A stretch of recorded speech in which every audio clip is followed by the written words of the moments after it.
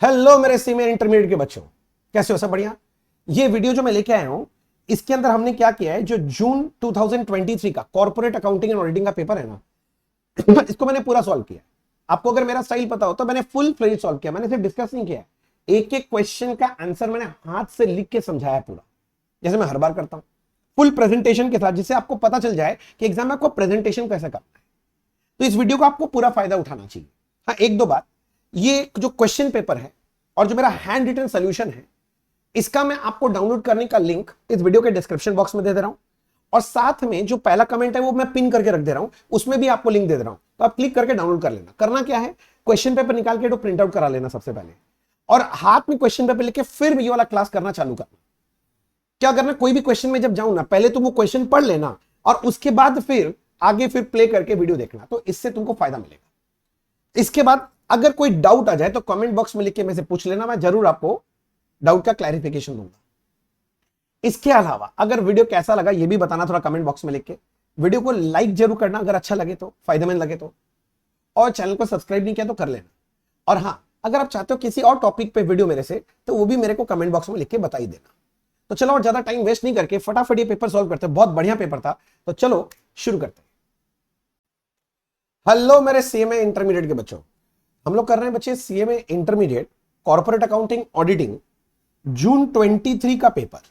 थोड़ा लाइट दिखाई दे रहा होगा, इंस्टीट्यूट का पेज ही ऐसा था, इसमें मैं कुछ कर नहीं सकता था कि लाइट बढ़ा दूं। तो जून 23 का पेपर, इसमें भी करने वाले हम लोग क्वेश्चन नंबर 1। जो क्वेश्चन नंबर 1 है ना, ये एमसीक्यू वाला क्वेश्चन है। चलो पढ़ते हैं क्या बोल रहा है। Net profit for the year ended 31/3/22 15,000। Net profit दिया, नेट प्रॉफिट जो निकाला वो लोग पीएल से निकाला होगा। पीएल बनता है अक्रूअल बेसिस में,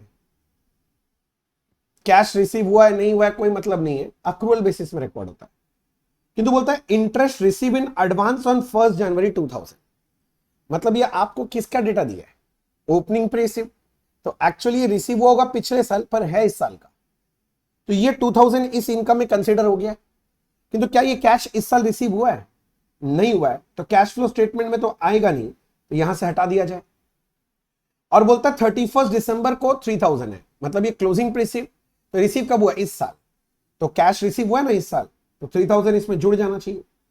तो जुड़ के आता है 16,000। आपसे पूछा था कैश फ्रॉम ऑपरेशन कितना है, तो कैश फ्रॉम ऑपरेशन हम बोलेंगे 16,000 है, that is option number A. समझ आया? सिंपल है, कैश फ्लो ना, तो कैश बेसिस में आएगा।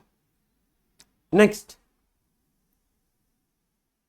As per schedule 3 of companies act 13, while preparing financial statement in case of finance company। मैं फाइनेंशियल स्टेटमेंट फाइनल अकाउंट्स बना रहा हूं, किंतु किसका? नॉर्मल कंपनी का नहीं, फाइनेंस कंपनी का। Interest receive from borrower should be shown under. अगर इंटरेस्ट रिसीव हुआ है तो वो कहां दिखाओगे? अगर नॉर्मल बिजनेस होता तो इसको मैं अदर इनकम में दिखाता, पर क्योंकि ये फाइनेंस कंपनी है, तो ये फाइनेंस कंपनी का बनेगा रेवेन्यू फ्रॉम ऑपरेशन। क्लियर? ये क्वेश्चन काफी कॉमन है, काफी बार आता है एग्जाम में। विच of the following is the principle of insurance? Insurance company chapter से प्रिंसिपल ऑफ इंडेमनिटी होता है, इंश्योरेबल इंटरेस्ट होता है, प्रिंसिपल ऑफ यूबरमे फिदे होता है। तो आंसर है all of the above, option number D. समझ गया? नेक्स्ट बोलते हैं banking company is required to maintain -% of provision on unsecured portion of doubtful debt। doubtful advance है, unsecured के ऊपर आता है 100%। भैया 25-40 कैसे होता है? अरे अगर वो सिक्योर्ड पोर्शन होता अप टू 1 ईयर तो 25, more than 1 up to 3 40%, more than 3 years 100 है। तो अनसिक्योर्ड में तो टाइम पीरियड देखना ही नहीं है, 100% ही होता है। अच्छा, इलेक्ट्रिसिटी कंपनी से पूछा है balance of interest accrued on security deposit. Accrued interest है of a electricity company should be shown under. ये इंटरेस्ट किस पे? Security deposit. तो जहां सिक्योरिटी डिपॉजिट दिखा देता है वहीं पर अक्रूड इंटरेस्ट, यानी ये अपने इलेक्ट्रिसिटी कंपनी के लिए ये नॉन करेंट लाइबिलिटी है। कौन से हेड में आएगा? Non current liability. अच्छा, फिर पूछा है Which of the following is not a condition of buyback of security share? कौन सा बाईबैक का कंडीशन नहीं है? बोलता both fully paid and partly paid securities can be brought back. नहीं, फुल्ली पेड बाईबैक हो सकता है, पार्टली पेड बाईबैक नहीं हो सकता। तो बोला नॉट अ कंडीशन, मतलब कौन सा फॉल्स है बेसिकली, तो पहला वाला ही फॉल्स है। जब पहला वाला ही फॉल्स मिल गया तो बाकी पढ़ के टाइम वेस्ट करने का जरूरत ही नहीं है। बात समझा? चलो, इसके बाद ये लोग ट्रू एंड फॉल्स भी पूछा था, चलो देख लेते हैं क्या बोला है ट्रू एंड फॉल्स में। In case of underwriting arrangement, underwriting हाँ, अनमार्क्ड एप्लीकेशन जिसमें वो स्टैंप नहीं लगा होता है, unmarked application are those application which bear the stamp of underwriter. नहीं, बियर द स्टैंप तो मार्क्ड हो जाता है, ये तो अनमार्क्ड बोल रहा है ना, तो ये फॉल्स होगा, तो ये फॉल्स है। अच्छा, payment of income tax is classified under cash flow from financing activity. नहीं, पेमेंट ऑफ जो टैक्स होता है, मतलब इनकम टैक्स अगर बात हो रहा है तो ये ऑपरेटिंग एक्टिविटी होता है। कौन सा एक्टिविटी? ऑपरेटिंग। ये फाइनेंसिंग बोल रहा है तो फॉल्स है, गलत बोल रहा है। Next, provision shall be recognised as an expense in profit and loss. हाँ, प्रोविजन कोई भी होता है तो अपने पीएल के डेबिट साइड में दिखाते हैं एक्सपेंस के जैसे, यस ये ट्रू है। Next, Ind AS 33 deals with earning per share. हाँ, इंडेस 33 अर्निंग पर शेयर का ही है, उसमें बेसिक डाइल्यूटेड सब सिखाया, ये भी ट्रू है, ये भी सही है। यहां तक ठीक है, आगे बढ़े। आगे है फिल इन द ब्लैंक्स, चलो देख लेते हैं। बोलता है where a share is issued at a value greater than face value, मतलब इशू प्राइस जो है फेस वैल्यू से ज्यादा है, it is said to be issued at premium. ये कौन सा केस बन गया? इशूड एट प्रीमियम, समझ गया? Next, stock in trade in respect of goods acquired for trading. हाँ, स्टॉक इन ट्रेड है, आर क्लासिफाइड है, ये क्या मेरा इन्वेंट्री है, बैलेंस शीट में किस नाम से दिखाया जाता है? Inventories. Contingent liability do not have any dash obligation. ये कंटिंजेंट लाइबिलिटी जो होता है ना, प्रोबेबल ऑब्लिगेशन, ये प्रेजेंट ऑब्लिगेशन नहीं है, तो do not have any present obligation. Present obligation मतलब अभी देना है, प्रेजेंट ऑब्लिगेशन नहीं है, पॉसिबल ऑब्लिगेशन है, sorry. Next, bonus paid at the end along with policy amount to the policy holder is called revisionary bonus। Last में जो bonus देता है लोग उसको क्या बोलता है? Revisionary bonus. Revisionary bonus. Question 1 finish हो गया, इतना ही तो था, देखो हाँ, क्वेश्चन 1 फिनिश, समझ में आ गया? CMA intermediate corporate accounting and auditing का जून 2023 का पेपर का क्वेश्चन 2A चेक कर, और ये जो क्वेश्चन दिया है ये अंडरराइटिंग चैप्टर से दिया है। बोलता है you are required to determine underwriters liability in shares. Underwriter का लाइबिलिटी निकालने के लिए बोल रहा है, तो अपने को लिखना चाहिए statement showing net liability of underwriter। Statement showing net liability of underwriter. क्या क्या दिया देखो बच्चे, बोलता है एम लिमिटेड इनकॉर्पोरेटेड ऑन 1 अप्रैल, ठीक है, issued a prospectus inviting application for 2,50,000 equity share of 10 each। तो कितना शेयर है? 250। The issue was fully underwritten by A, B, C, D as follows: A का 1 लाख, B का 75, C का 50 एंड D का 25। तो ये इनका अंडरराइटिंग किया है, तो मतलब ये इनका ग्रॉस लाइबिलिटी है। अच्छा, कितने अंडरराइटर है? 4, तो हम लोग 4 कॉलम बनाएंगे, A, B, C and D। सबसे पहले हमको लिखना चाहिए ग्रॉस लाइबिलिटी। ग्रॉस लाइबिलिटी दिया हुआ है, ये है 1 लाख, ये है 75,000, ये है 50,000 और ये है 25,000, ये दे दिया था। तो अगर इसका रेशियो पूछे तो रेशियो क्या होगा? 25 से जाएगा ना, 25 1 से 25, 2 से 50, 3 से 75, 4 से 100, मतलब 4 3 2 1। अब चाहो तो मैं ब्रैकेट में से लिख दिया ये कौन से रेशियो में है? 4:2। ठीक है। The applications were received 225 shares of which marked application were this. अगर ये marked है और टोटल एप्लीकेशन इतना है तो बाकी क्या है? अनमार्क्ड है। तो यहां पर थोड़ा जगह चाहिएगा अनमार्क्ड निकालने के लिए। 1 2 3 4 5 6 7 8 9 10 लाइन का जगह छोड़ दिया, उससे ज्यादा तो लगना नहीं चाहिए। उसके नीचे लिखा वर्किंग नोट नंबर 1 और ये है कैलकुलेशन ऑफ अनमार्क्ड एप्लीकेशन। पहले लिखना चाहिए टोटल एप्लीकेशन। टोटल एप्लीकेशन कितना था? तो टोटल एप्लीकेशन था 225, 2,25,000। यहां से आपको हटा देना पड़ेगा मार्क्ड एप्लीकेशन। मार्क्ड एप्लीकेशन कौन कौन सा था मार्क्ड में? ये वाला ही ना, 1,10,45, 1,10,000, 45,000 और दो ठो है 55 एंड 5, 55 एंड 5। तो ये मुन्ना 1,10,000, 45, 55 एंड 5 मिला के हो गया 215।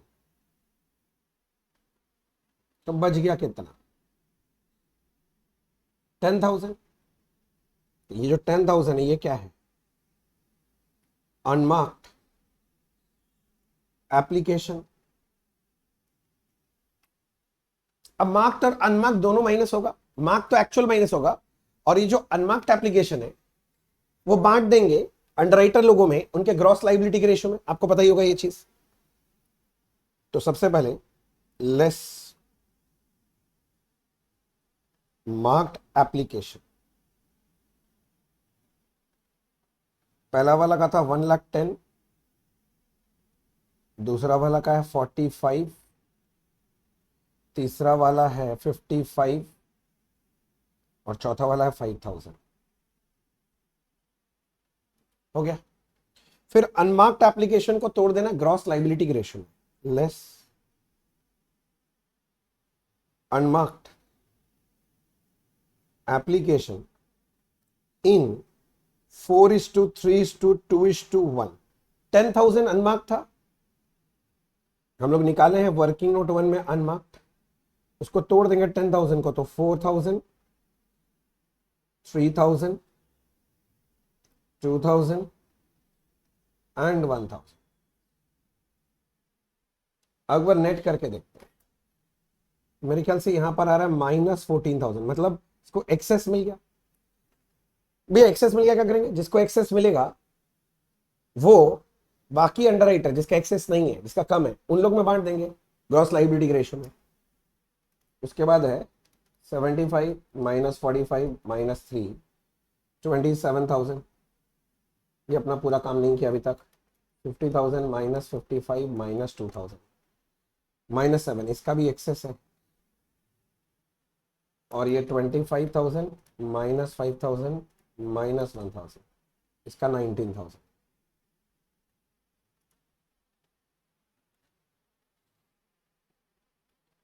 पहला excess of A distributed to B and D in 3:1। उन लोग का रेशियो 3:1 था। तो ये 14,000 लीजिए,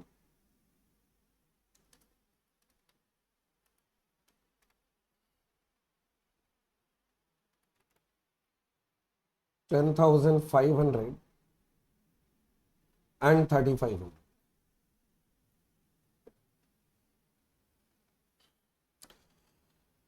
और फिर किसका एक्सेस है? सी का।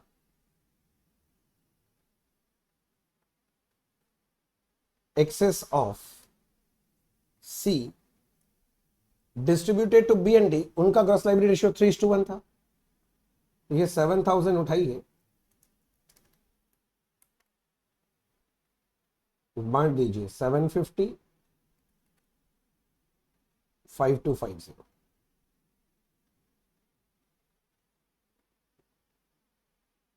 ये हो गया 0, 27,000 माइनस 10,500 माइनस 5250, 11,250, नील, 19 माइनस 35 माइनस 1750, 13,750 हो गया नेट लाइबिलिटी। तो लिखो भाई साहब, यही है फाइनल आंसर, नेट लाइबिलिटी। ये मांगा था अंडरराइटर का नेट लाइबिलिटी, बताइए अंडरराइटर का नेट लाइबिलिटी है, फिनिश। 4 नंबर का सम दिया था, आसान सम था, झमेला डाल सकता था फॉर्म अंडरराइटिंग वगैरह का, वो सब नहीं डाला था, इसलिए 4 नंबर का था। ठीक है, finish. CMA intermediate corporate accounting and auditing June 2023 का पेपर का हम लोग अभी कर रहे हैं क्वेश्चन नंबर 2B। और क्वेश्चन नंबर 2B जो दिया है ना, जो मेरे को दिख रहा है, ये रिडेम्पशन ऑफ प्रेफरेंस शेयर का दिया। चलो पढ़ते हैं सब। बोलता books of N limited show the following balances on 31 December 22। Year के एंड में बैलेंस है, क्या है? बोलता है 15,000 present equity share of 10 each fully paid, equity share है। 2,500 10% redeemable preference share of 100 each fully paid है, फुल्ली पेड है preference share. 500 8% redeemable preference share of 100 each 70 paid है। तो भैया सबसे पहला चीज जो आपके दिमाग में आना चाहिए, यहां पर एक प्रेफरेंस शेयर फुल्ली पेड है, एक पार्टली पेड है। और आपको रूल शायद पता होगा कि only fully paid preference shares can be redeem, partly paid preference shares can not be redeem. तो ये फुल्ली पेड तो रिडीम कर सकते हैं, किंतु पार्टली पेड रिडीम नहीं कर सकते। समझ रहा है ना? पार्टली पेड को अगर रिडीम करना ही है तो पहले उसको कॉल करके फुल्ली पेड बनाओ, फिर रिडीम करो। तो भी हमको कैसे समझ में आएगा? सब में अगर कुछ नहीं बोले, सिर्फ रिडीम प्रेफरेंस शेयर बोलेगा, तो सिर्फ फुल्ली पेड वाला को रिडीम कर देना। और बोलेगा redeem all preference share, all word बोल देगा, तो फिर दोनों को रिडीम करना है, इसको कॉल करके फुल्ली पेड बना के इसको भी रिडीम करना पड़ेगा। देखते हैं। जनरल रिजर्व, ये तो फ्री रिजर्व है। पीएल फ्री रिजर्व है। सिक्योरिटीज प्रीमियम, अच्छा ये फ्री रिजर्व नहीं है। इन्वेस्टमेंट है, ठीक है। कैशेड बैंक है 39,600, ठीक है। आगे बोल रहा है ऑन 1 जनवरी 23, 1 जनवरी को, हाँ क्या हुआ भाई, अगले ही दिन the board of director decided to redeem preference share at a premium of 8%। सिर्फ इतना ही बोला, रिडीम प्रेफरेंस शेयर, ऑल बोला, ऑल नहीं, तो सिर्फ fully paid preference share redeem करेंगे। तो सुना, फुल्ली पेड प्रेफरेंस शेयर का कैपिटल का फेस वैल्यू तो 250 है, 8% प्रीमियम रिडीम करेंगे। तो भाई साहब 250 का तेरी 250 का 8% करेंगे तो 20,000 आता है। तो 20,000 प्रीमियम भी देना पड़ेगा, मतलब 250 फेस वैल्यू और प्रीमियम 20, मतलब टोटल पेमेंट कितना करना है? 270 का पेमेंट करना है। अच्छा, आगे बोलता है in order to pay to preference share holder the company also decided to sell investment. तो बोलता है कि भैया पैसा देना पड़ेगा ना, कैश लाने के लिए इन्वेस्टमेंट बेच देंगे। सुनो ना, देने के लिए तो 270 चाहिएगा, कैश में तो बहुत कम है, इसीलिए लोग इन्वेस्टमेंट बिकवाएगा। तो ये लोग का जो इन्वेस्टमेंट है ना 120 का, इसको बेचने का बात कर रहे हैं। एंड यूज कंपनीज फंड्स, और कंपनी के पास जो कैश है वो भी यूज कर ले। And to raise balance by issue of sufficient number of equity share of 10 each at a premium of 1 per share। ओ, ये लोग बोलना चाह रहा है कैश का शॉर्टेज होगा, शॉर्टेज वाला केस बन गया। कैश का शॉर्टेज होगा तो शॉर्टेज का भरपाई कैसे होगा? शेयर इशू करेंगे, 10 का शेयर 11 में इशू कर देंगे, subject to leaving a minimum bank balance of 9600 after such redemption. अब बोलता है रिडेम्पशन के बाद ये जो 39,600 है ना, इसमें लास्ट में बैलेंस 9600 बचना चाहिए, मतलब क्लोजिंग कैश बैलेंस 9600 चाहिए। बोलता है इन्वेस्टमेंट वाज सोल्ड एट 1,08,000। ये जो इन्वेस्टमेंट 120 का है तुम 180 में बेच दोगे तो 12,000 लॉस हो जाएगा, लॉस हो जाएगा 12,000, पर कैश कितना आएगा बता दो? 1,08,000 आएगा। बोलता जर्नल एंट्री करके दिखाइए। मैं जर्नल एंट्री कर दूंगा, मेरे को दिक्कत नहीं है, किंतु इस समय सबसे इंपॉर्टेंट पॉइंट जो है वो है कैश शॉर्टेज का। जो लोग मेरे साथ क्लास किया है याद करो, उसमें कराया मेरा कैश शॉर्टेज वाला सर, वो एम लिमिटेड बोल के था शायद। तो ठीक है, तो सबसे पहले मेरे ख्याल से एक वर्किंग नोट कर लेना चाहिए, नंबर ऑफ शेयर कितना इश्यू होगा वो निकालना है उसके लिए। तो सबसे पहले कैश शॉर्टेज का वर्किंग नोट करो, पहले पता तो करो कैश शॉर्टेज कितना होगा। कैलकुलेशन ऑफ कैश शॉर्टेज,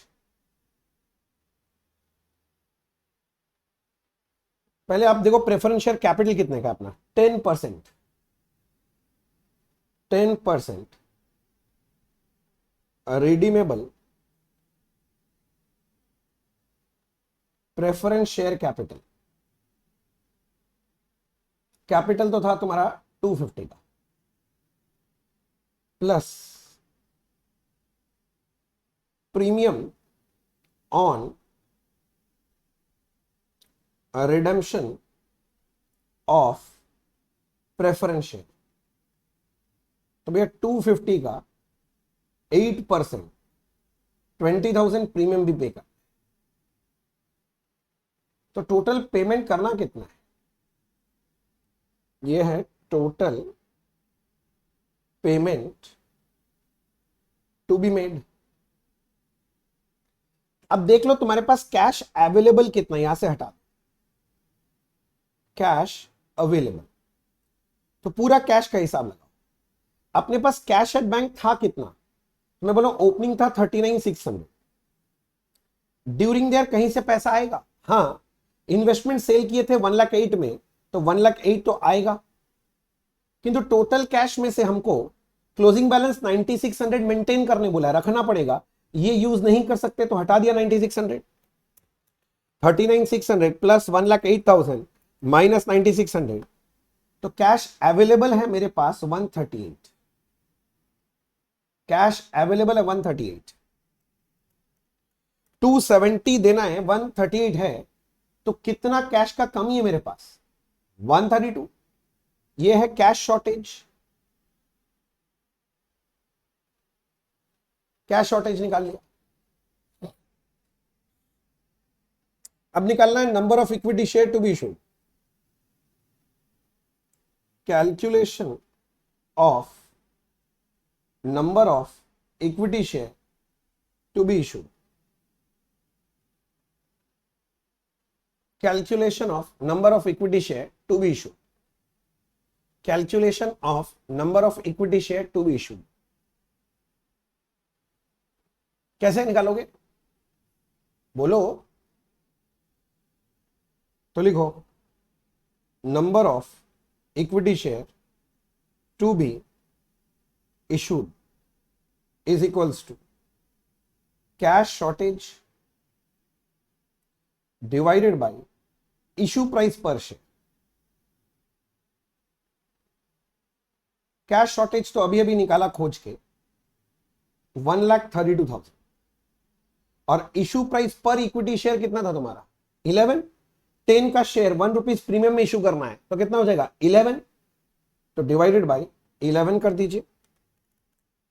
तो नंबर ऑफ शेयर कितना इशू करना है? तो 12,000 इक्विटी शेयर इशू करना है। तीसरा काम, मैं तो लीगल कंप्लायंस का वर्किंग करता हूं, उसके बिना तो कैसे ही हो पाएगा, तो उसके लिए 2 कॉलम बनाने का मेरा आदत है। प्लानिंग तो करना पड़ेगा ना, डायरेक्ट एंट्री चालू करेंगे, प्लानिंग में गड़बड़ी हो जाएगा तो कांड हो जाएगा। Amount required and source. Legal compliance करने के लिए लिखना पड़ेगा फॉर प्रेफरेंस शेयर कैपिटल 2,50,000, इसका लीगल कंप्लायंस करना।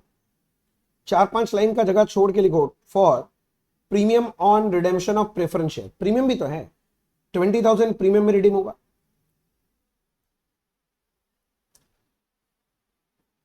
ठीक है, चलो लीगल कंप्लायंस का बात करते हैं। लीगल कंप्लायंस में सबसे पहले देखा जाता है न्यू इशू है कि नहीं। अभी अभी हमने निकाला कि हम लोग 12,000 इक्विटी शेयर इशू करेंगे, 10 का शेयर 11 में इशू करेंगे, किंतु लीगल कंप्लायंस में सिर्फ फेस वैल्यू लिया जाता है, तो 10 लेंगे तो 1,20,000। तो 130 का क्या बनाना पड़ेगा? सीआरआर। सीआरआर कहां से बनता है? फ्रीज ऑफ जीआर और पीएल। तो देखो जीआर पीएल है क्या अपने पास? जीआर भी है, पीएल भी है, पर पहले लेना चाहिए जीआर। जीआर में कितना है? 75। तो पहले जनरल रिजर्व से ले लो 75,000। तो भैया 130 चाहिए था, 130 में से 75 मिल गया, अभी भी कितना चाहिए? 55। कहां से मिलेगा? नेक्स्ट ऑप्शन पीएल है। पीएल में कितना है? 160। नहीं, एक्चुअली 160 नहीं है, 160 में से इन्वेस्टमेंट बेच के 12,000 लॉस भी खा जाएगा। हाँ तो ठीक है, तभी भी बहुत है, अपने को सिर्फ 55 चाहिए, हो जाएगा, तो पीएल से ले लो 55। अच्छा, मैं ये शॉर्ट में पीएल जीआर लिख रहा हूं, अभी आप लिख लो मगर एग्जाम में पूरा लिख के आना मुन्ना प्लीज। हाँ, तो ये रहा 250, ये भी 250।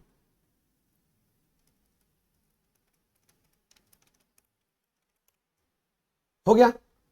अब प्रूफ राइट ऑफ करने के लिए क्या यूज कर ले, पीएलई कर लेते हैं, क्या दिक्कत है भैया, पीएल में है पैसा। अरे आप देखो, मैं क्या बोलूं, आपके पास 160 था, 160 में 12,000 का लॉस होगा, इन्वेस्टमेंट बेचने के बाद 120 का 18 में बेचेगा, और 55,000 सीआरआर बनाने में यूज हो जाएगा, तो इसके पास भी तो 93,000 बचेगा। मेरे को राइट ऑफ करने के लिए कितना चाहिए, मेरे को तो सिर्फ 20,000 चाहिए, आराम से हो जाएगा भाई, मैं पीएल से यूज कर लूंगा।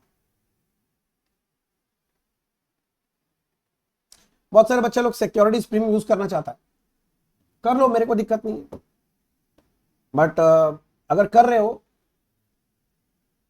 तो इसका मतलब यह है कि तुम्हारा कंपनी इंडियाज फॉलो नहीं करता है, बस। ठीक है, एनीवेज यहां तक तो हो गया। इसके बाद क्या करेंगे, अब जर्नल बोला था तो जर्नल स्टार्ट करते। बुक्स ऑफ, जर्नल एंट्री बोला था ना, कंपनी का नाम क्या है, एन लिमिटेड।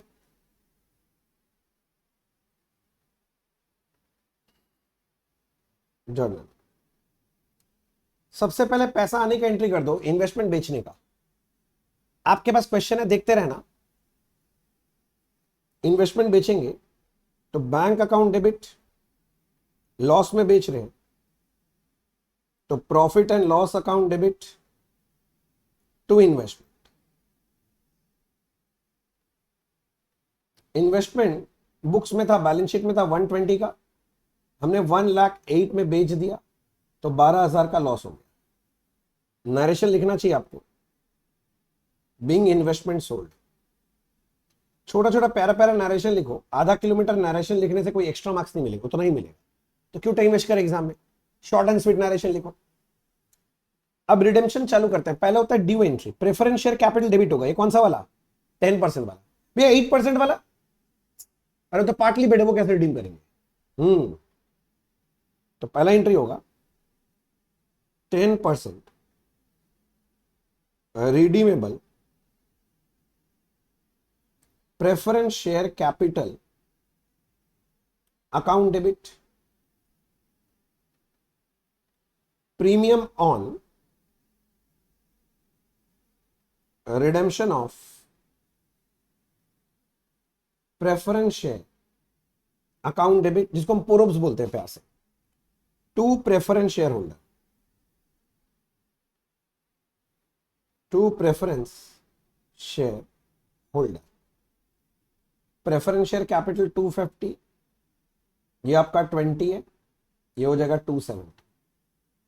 नरेशन लिखिए, being amount made due on redemption, being amount made due on redemption। इसके बाद लीगल कंप्लायंस करेंगे, पहले न्यू इश्यू और फिर सीआरआर। न्यू इश्यू हो रहा है ना, इक्विटी शेयर 10 का शेयर 11 में तुमने वर्किंग करके निकाला है, 12,000 शेयर इश्यू हो रहा है, तो न्यू इश्यू का जर्नल एंट्री होना चाहिए, bank account debit to equity share capital to securities premium.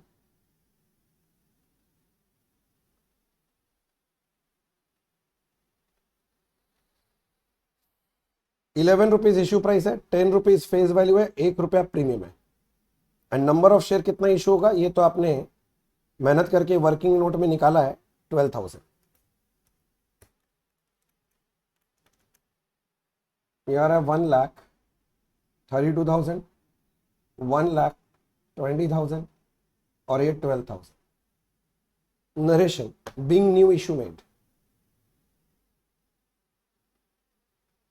एक बच्चा मेरे से क्वेश्चन पूछ रहा है, बोलता भैया ये जो साइड में आपने लिखा है ये वर्किंग है, दिखाना पड़ता है क्या, कंपलसरी नहीं है, लिख भी दो तो कोई दिक्कत नहीं है, नहीं लिखो तो भी कोई दिक्कत नहीं है, नहीं लिखो क्या फर्क पड़ता है, ये तो आप क्यों लिखे, मैं तुम्हारे लिखो, तुम लिख के रखो, रिवीजन करते हो, आसानी हो जाएगा तुम्हारे लिए। ठीक है भैया। फिर सीआरआर बनाएंगे, सीआरआर किससे बनेगा, वर्किंग नोट किया है, जीआर और पीएल यूज करोगे 75 55। क्या बोल रहा हूं, समझ में आ रहा है ना? तो चलो एंट्री करते हैं। General reserve account debit,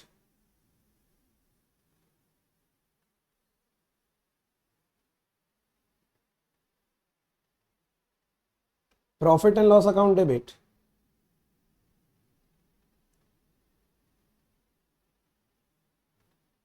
to capital redemption reserve.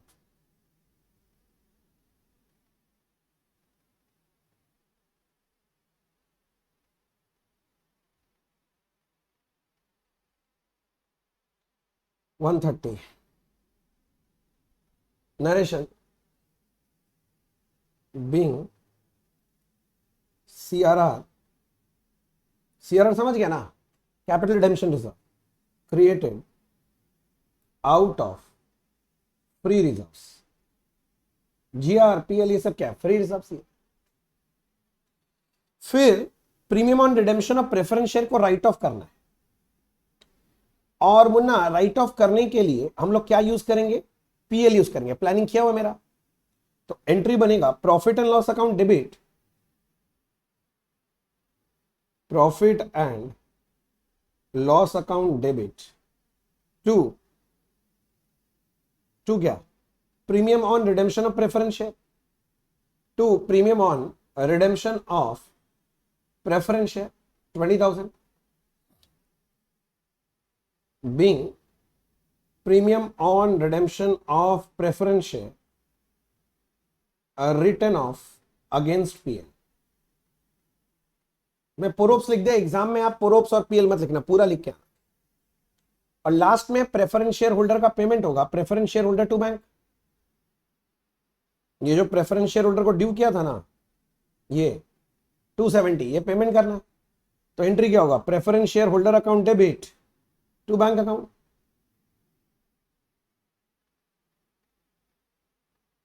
कितना, 270। साम कितना आसान है। अगर तुमको वर्किंग आता है, कैश शॉर्टेज और नंबर ऑफ शेयर निकालने वाला, फिर तो इस सम में कोई दम नहीं है। बिंग ड्यू अमाउंट पेड, जितना ड्यू किए थे पहले वो आज पे कर दे। और इसी के साथ हमारे ये सम समाप्त हुए। मेरे को नहीं लगता डिफिकल्ट है, सम तो आसान था। देख लें कुछ रह तो नहीं गया। जर्नल एंट्री में रिडीम करने बोला है वो करवा दिए, इन्वेस्टमेंट सेल बोला था करा दिए, नया शेयर इश्यू सब हो गया, बस और कुछ नहीं, खत्म। CMA intermediate corporate accounting and auditing, June 2023 का पेपर का क्वेश्चन नंबर 3A चेक कर। और ये क्वेश्चन इन्होंने दिया है कैश फ्लो स्टेटमेंट, और वो भी डायरेक्ट मेथड का दिया। चलो एक बार देखते हैं क्या बोल रहा है। बोला on the basis of following information provided by ABC prepare a cash flow statement for the year ended 31 March 23। और इन्होंने यहां काफी सारा डेटा दे दिया। तो तरीका क्या है, देखो सब पढ़ने से पहले ही ना एक कैश फ्लो स्टेटमेंट का फॉर्मेट ही बनाना। कंपनी का नाम क्या बोला था, एबीसी लिमिटेड। तो मैं लिख दिया एबीसी लिमिटेड। अब साथ साथ लिख लेना, मैं बना रहा हूं cash flow statement for the year ended 31st March 23।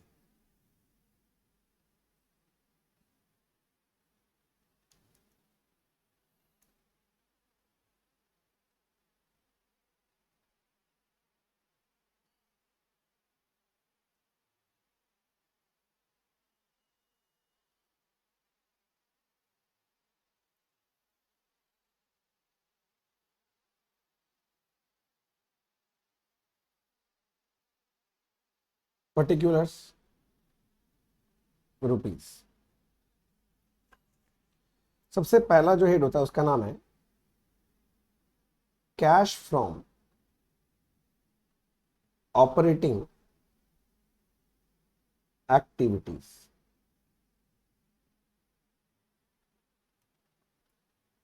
One two three four five six seven eight nine 10। 10 line का जगह छोड़ दिए। B cash from investing activities. इसके बाद 1 2 3 4 5 लाइन का जगह छोड़ दीजिए। फिर आता है कैश फ्रॉम फाइनेंसिंग एक्टिविटीज। साथ साथ लिख रहे हो ना, क्वेश्चन पढ़ लेंगे। मैं तो बोलूंगा कि आप एक काम करो, कोई भी क्वेश्चन में चालू कर रहा हूं ना, उससे पहले उस क्वेश्चन को रीड करो, अगर आपको रीड करने का टाइम चाहिए तो। उसके बाद देखो इजी रहेगा। 1 2 3 4 5 ये जो आएगा वो है नेट इंक्रीज और decrease in cash and cash equivalent. इसके साथ ऐड करना पड़ेगा opening cash and cash equivalent. Add हो जाएगा closing cash and cash equivalent. बस यहां से फिनिश हो जाना चाहिए। अब मैं फॉर्मेट तो मेरे पास रेडी हो गया। अब मैं क्या करने वाला हूं, अब मैं एक एक करके लाइन पढ़ूंगा और जहां जहां उसका इफेक्ट जाना चाहिए मैं बैठाते जाऊंगा। पढ़ना चालू कर रहा हूं। बोलता है company sold all goods for cash only. तो जितना भी सेल हुआ है सब कैश में हुआ है, और कैश सेल्स जो होता है वो ऑपरेटिंग एक्टिविटी है। तो इतना तो समझ में आ गया कि कैश सेल्स आएगा। कितना ये फिगर नहीं पता चला तो मैं अभी तक नहीं लिखा, छोड़ दे। Purchase the goods on credit only. Purchase credit में हुआ है तो कैश परचेज तो है नहीं, कि जो क्रेडिट में परचेज हुआ तो पेमेंट टू क्रेडिटर आना चाहिए। तो मेरे को ये समझ में आ रहा है कि एक पेमेंट टू क्रेडिटर ये भी ऑपरेटिंग एक्टिविटी ये भी आना चाहिए, पर अभी तक डेटा नहीं है, फिगर नहीं है मेरे पास। ठीक है। बोलता है the company earned gross profit 4 lakh, GP 4 lakh है एंड जीपी रेशियो 25%। तो जीपी और जीपी रेशियो दोनों है तो सेल निकल ही जाएगा। नहीं समझा। एक वर्किंग नोट करना चाहिए हमें इसके नीचे। वर्किंग नोट 1, ये लोग बोला है ग्रॉस प्रॉफिट 4 लाख है। बोला ठीक है, जीपी है कितना, तो बोलते हैं सेल का 25% अपना जीपी है 4 लाख। तो मैं सेल बोल ही सकता हूं, this will be 4 lakh divided by 25%। तो सेल कितना निकल गया, 16 लाख। और ये सारा का सारा सेल मेरा कैश सेल है, सारा का सारा सेल कैश सेल है। तो कैश सेल तो मैं यहां लिखूंगा, कैश सेल कितने का है, 16 लाख। इनफ्लो है पॉजिटिव फिगर में बैठा दू, एक तो मिला मुझे कम से कम। यहां तक ठीक, ओके। आगे फिर बोल दिया, एक और बात यहां पर आगे जाने से पहले एक और बात मैं करना चाहता हूं, अगर आपको समझ में आ जाए, इतना स्मार्ट तो इस लेवल में होना पड़ेगा। अगर सेल 100% है जिसमें जीपी 25% है, तो बाकी 75% क्या है, सीओजीएस है। समझ रहा है? तो मैं ये बोलना चाह रहा हूं कि अगर आपको सीओजीएस निकालना है तो मैं बोलता हूं it is nothing but sale का 75%। तो सीओजीएस अगर निकालना है तो सेल है 16 लाख, उसका 75% करना पड़ेगा। तो सीओजीएस अभी कितना है पहले ये पता कर लो, कहां गया कैलकुलेटर, ये रहा। 16 लाख इंटू 75%, 12 लाख रुपए। यहां तक तो समझ में आना चाहिए। किंतु रुको, आगे क्या बोला है देखो, एक लाइन पढ़ो, बोलता है the closing inventory, closing stock was higher than opening stock by 20। मतलब अगर ओपनिंग स्टॉक के साथ अगर आप 20 जोड़ दोगे तब जाके वो मेरा क्या बनेगा, क्लोजिंग स्टॉक, यही बोलना चाह रहा है। तो अगर ये समझ में आता है तो आपको क्या सीओजीएस का मतलब समझ में आता है, सीओजीएस। अच्छा ठीक है, एक और बात, और एक लाइन पढ़ लेते हैं पहले। बोलता है the company paid 4,50,000 as wages, wages direct expense होता है, and 90,000 office expense during day. हाँ तो ये दोनों तो खर्चा का पेमेंट ही है ना, ऑपरेटिंग एक्टिविटी है। तो मैं इसको बैठा देता हूं, पेमेंट ऑफ वेजेस 450, जो मिलते जाए बैठाते जाओ,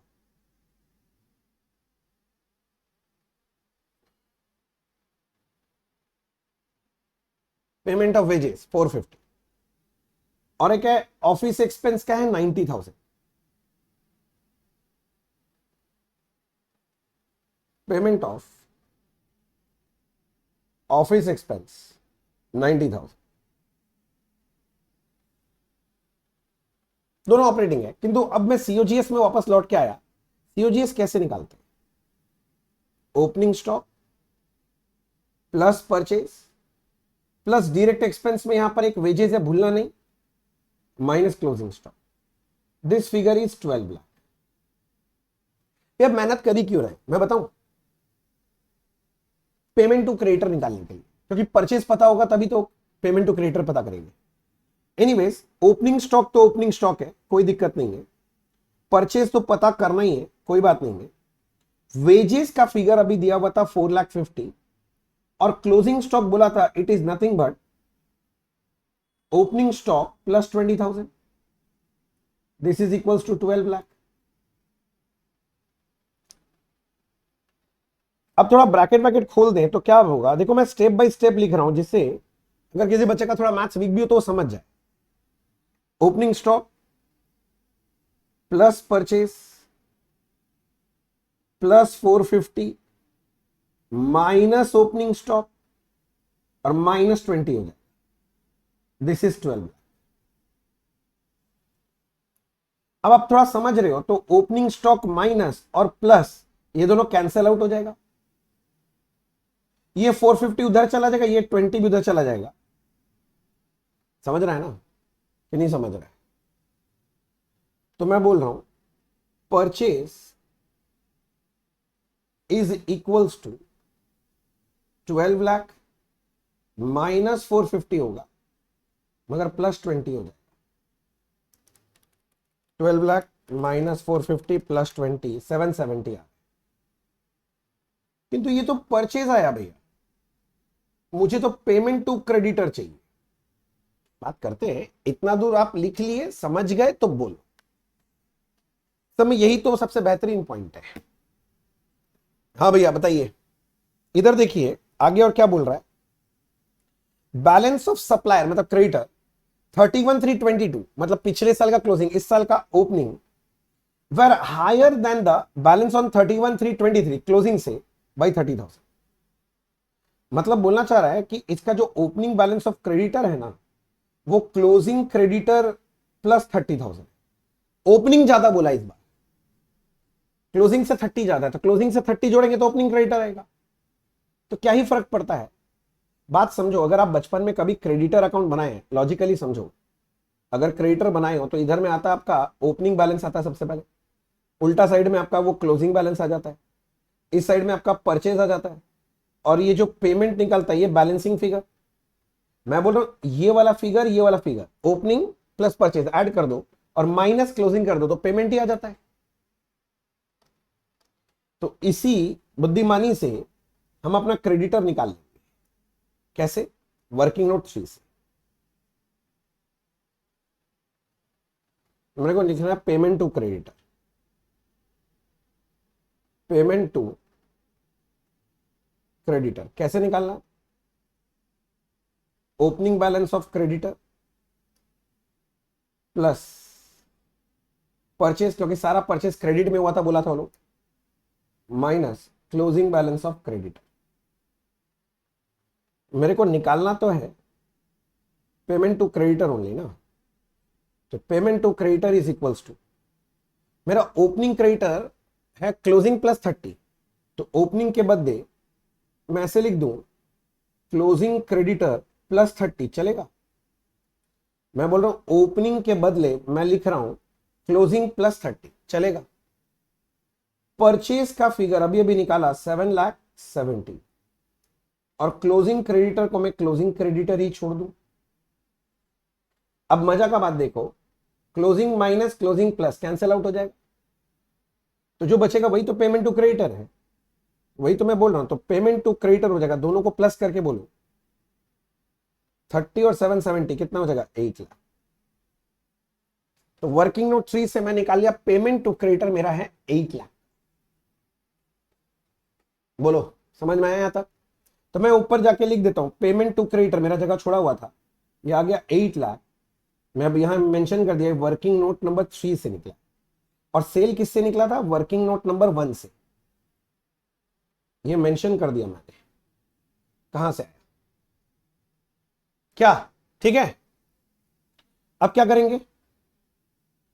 फिर बोलता है tax paid by the company 80 while provision for taxation 70। Provision for taxation का कैश फ्लो में क्या करना था? कुछ नहीं करना, डायरेक्ट मेथड में। वो तो इनडायरेक्ट मेथड होता है, तो नेट प्रॉफिट चालू करते हैं, प्रॉफिट ऑफ टैक्स से तो ऐड बैक करते हैं। ये तो डायरेक्ट मेथड है, तो इसमें तो सिर्फ टैक्स पेड ऑपरेटिंग एक्टिविटी में दिखाएंगे 80,000 माइनस टैक्स पेड 80,000, ठीक है? और क्या करेंगे? पढ़ते हैं the company repaid bank loan 175 which included interest 50। तो सुना 175 में 15,000 का इंटरेस्ट है, तो लोन कितना रिपे हुआ है? 160। फाइनेंसिंग एक्टिविटी, इंटरेस्ट पेड भी फाइनेंसिंग एक्टिविटी। फाइनेंसिंग में लोन रिपेड, मैं बोल रहा हूं 175 में से 15,000 हटाओ, loan repaid 160, negative outflow of funds, और एक तो इंटरेस्ट पेड है 15,000, ये भी आउटफ्लो है।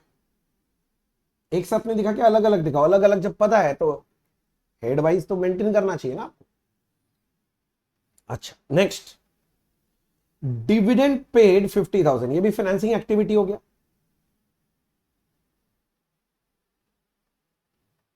Dividend paid 50,000 financing activity, outflow, outflow, पैसा गया है भाई, पेमेंट हुआ है। The company sold investment 6 lakh, investment of 6 lakh, ओ अच्छा अच्छा अच्छा, investment of 6 lakh at a profit of 40। 6 lakh का इन्वेस्टमेंट 40 प्रॉफिट में बेचा, तो कितने में बेचा? 640। Investing activity, sale of investment.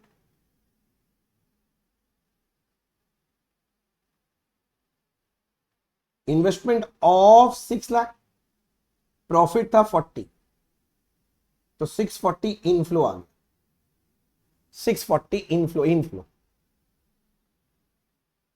हो गया। अच्छा, ये भी हो गया investing activity. Depreciation charge on fix asset ना, ये थोड़ी ना, तो नॉन कैश आइटम है, कैश फ्लो में क्या करेगा ये? भी हम लोग एड बैक करते थे, अरे वो इनडायरेक्ट मेथड में करते थे भाई। अच्छा, furniture purchase during the 2 lakh, furniture purchase investing activity है।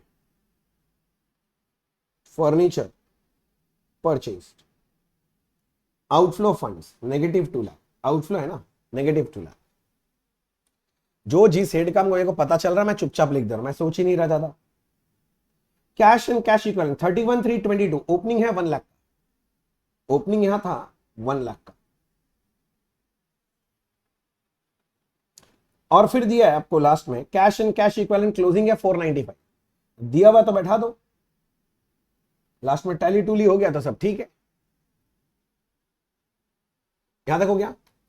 अब इधर देखो, ऑपरेटिंग एक्टिविटी नेट करते हैं, तो ये आ रहा है 16 lakh plus 8 lakh minus 450 minus 90 minus 80, भाई गलत आ, 16 lakh minus 8 lakh minus 450 minus 90 minus 80, हाँ 180। तो cash from operating activity 180 positive inflow है नेट में। इसको देखो 640 minus 2 lakh 440 positive inflow, inflow inflow, किंतु ये फाइनेंसिंग तो नेगेटिव हो जा रहा है। 160 प्लस 15 प्लस 50 मिला के हुआ 225 आउटफ्लो।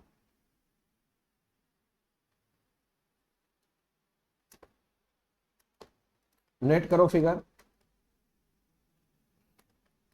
ऑपरेटिंग प्लस इन्वेस्टिंग और फाइनेंसिंग माइनस हो रहा है, करके आ रहा है 395।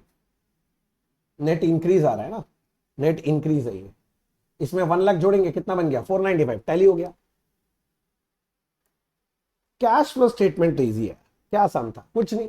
और ये सम काफी बार रिपीट होने वाला सम है, मैं तो बोलूंगा इसको प्रैक्टिस करके जाना अच्छे से।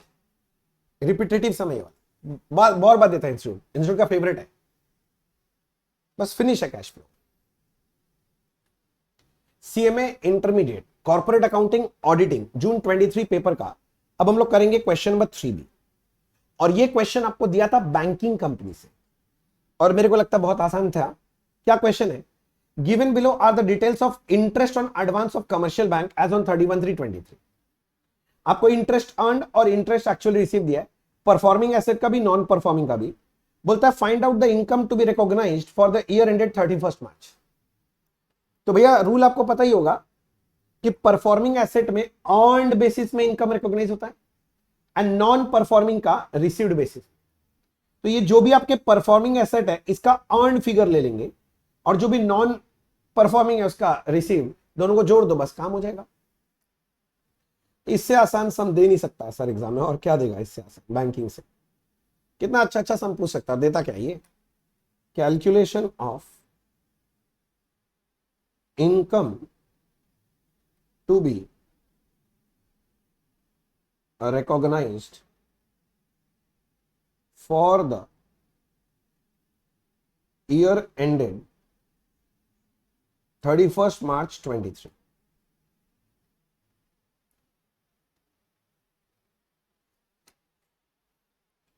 तीन कॉलम बना रहा हूं मैं। एक है income earned on performing asset, income received on non performing asset, और एक टोटल। ये मेरा स्टाइल है लिखने का, आप अपने स्टाइल से भी लिख सकते हो, कोई दिक्कत नहीं।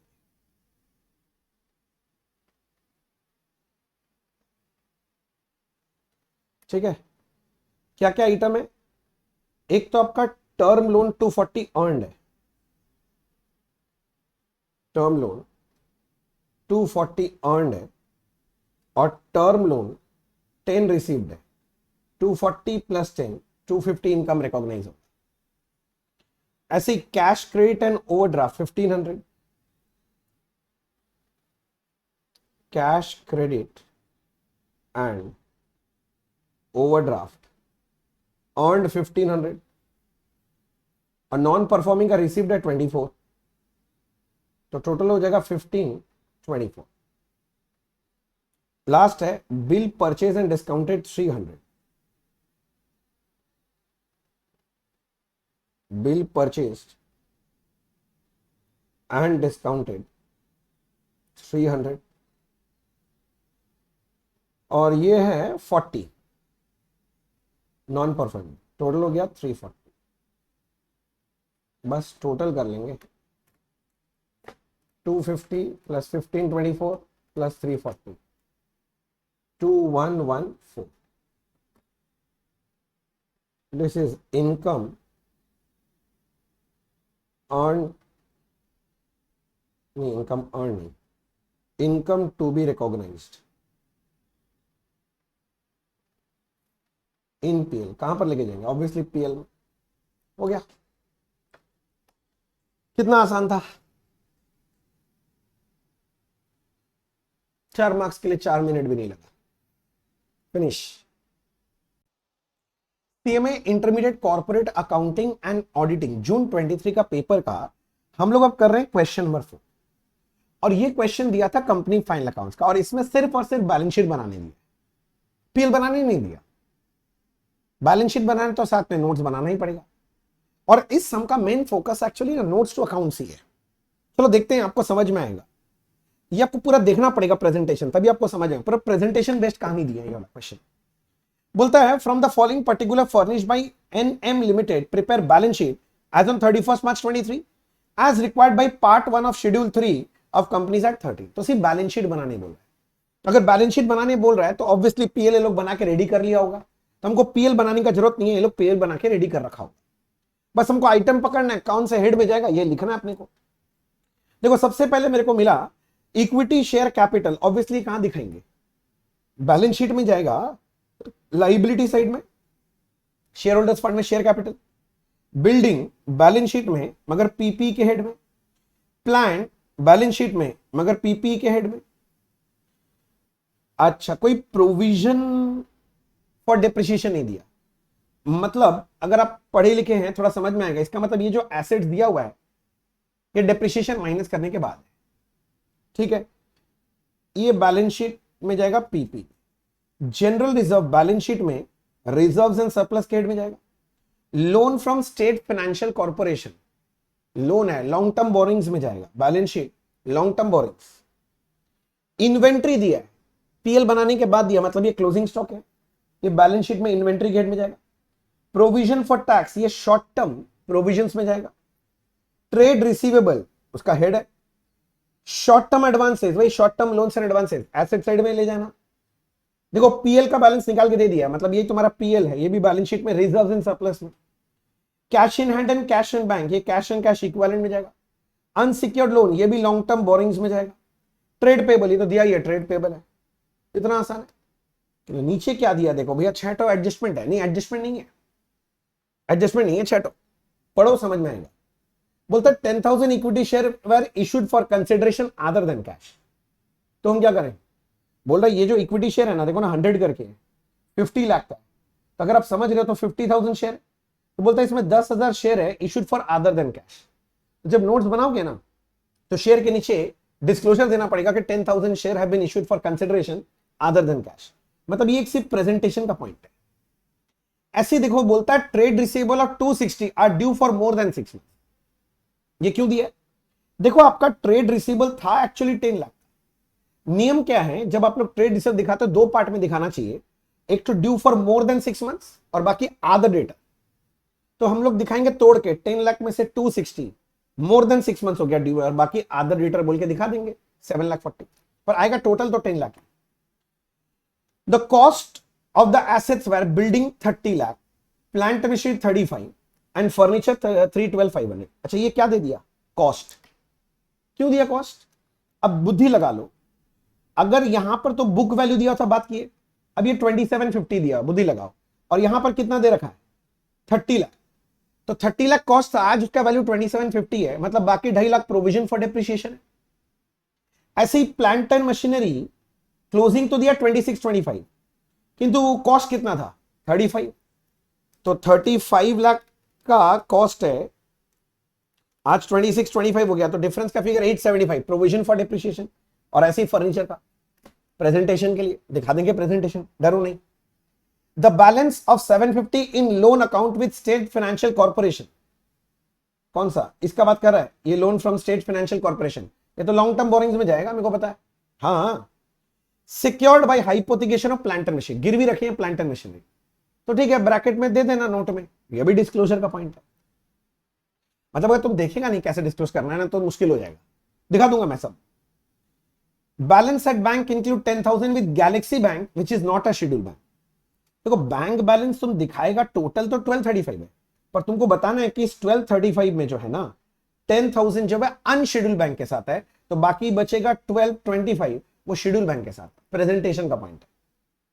हाँ, एक काम का पॉइंट बोला जो हमको करना पड़ेगा, transfer 20,000 to general reserve as propose by director. कहां से ट्रांसफर? पीएल से। तो सीधा सीधा बात है, सुनना, पीएल से माइनस हो जाएगा 20,000, तो ये बन जाएगा 413,500, और जर्नलिज्म में डालना है तो इसमें 20,000 ऐड हो जाएगा, तो ये बन जाएगा 1070। बस इतना एक तो एडजस्टमेंट करना बोला, बस हो गया। और कुछ बोला है? नहीं, बस खत्म। तो टाइम वेस्ट करके फायदा नहीं है, सब सामने लिखना चालू करो, और प्रेजेंटेशन में मैं आपको हेल्प करता रहूंगा, आप घबराएंगे नहीं। कंपनी का नाम बताइए पहले, NM limited, NM limited. Balance sheet as on, ये था 31 मार्च 23। शेड्यूल 3 का फॉर्मेट आई होप आप सबको याद है। फॉर्मेट याद नहीं होगा तो बैलेंस शीट करने में तो मुश्किल होगा बच्चे। फॉर्मेट याद करने का एक ही तरीका, रटने से याद नहीं होगा, लिख लिख के प्रैक्टिस करो। 4-5 बार लिख लो, अपने आप याद हो जाएगा। रटने वटने से याद नहीं होगा। चलो जी स्टार्ट करते हैं। ए साथ साथ लिख रहे हैं ना तुम लोग? Equity and liabilities.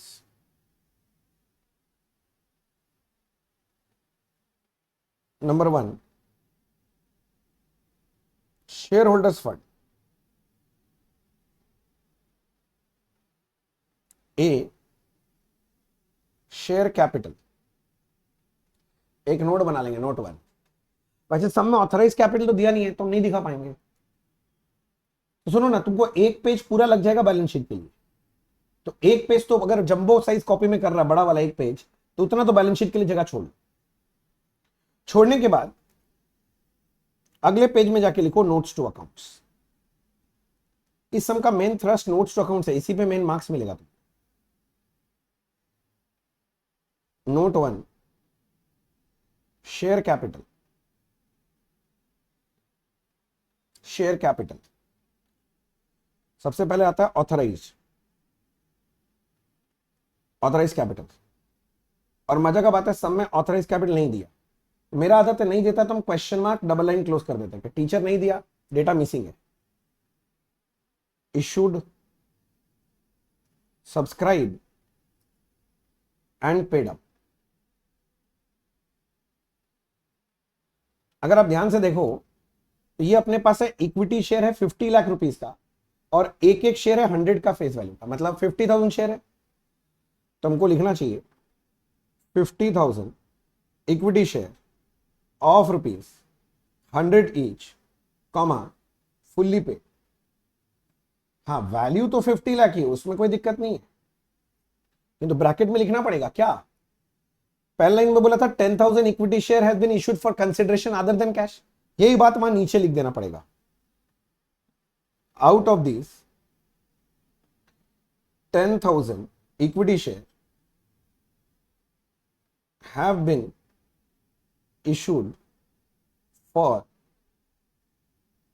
consideration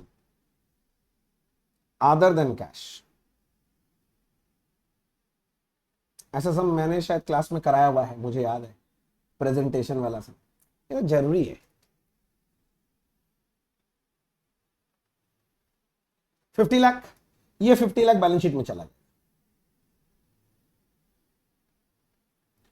B reserve and surplus.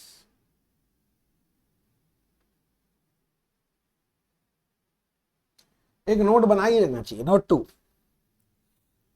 मैं चला गया नोट 2 बनाने के लिए। Reserve and surplus,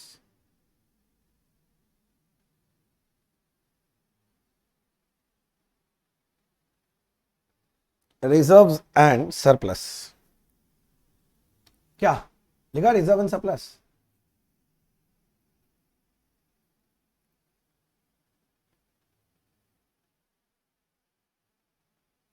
reserve and surplus बोलो भाई, देखना पड़ेगा क्या क्या है। एक तो अपने पास पहले था जनरल रिजर्व 1050 का,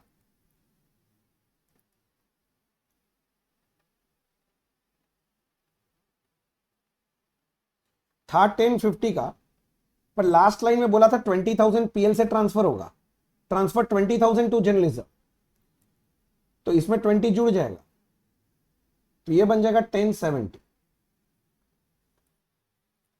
और रिजर्व्स में क्या क्या है वो भी चेक कर लेते हैं।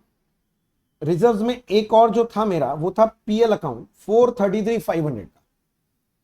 तो मैं लिखता हूं पीएल 433,500 था, पर पीएल से आप 20,000 निकाल के जनरल रिजर्व में डाले थे ना, तो बचेगा कितना? 413,500। और तो कुछ रिजर्व मुझे नजर नहीं आया, तो 1070 प्लस 413 500, 1482 500, 1482 500। इसको बैलेंस शीट में लेके जाओ। 1482 500, 1482 500, 1482 500। इसके बाद सी आता है शेयर वारंट, नहीं है। उसके बाद आता है नंबर 2 में share application money pending allotment, ऐसा कुछ नहीं है। नंबर 3 है, सॉरी यहां तो नंबर 2 हो जाएगा, non current liabilities.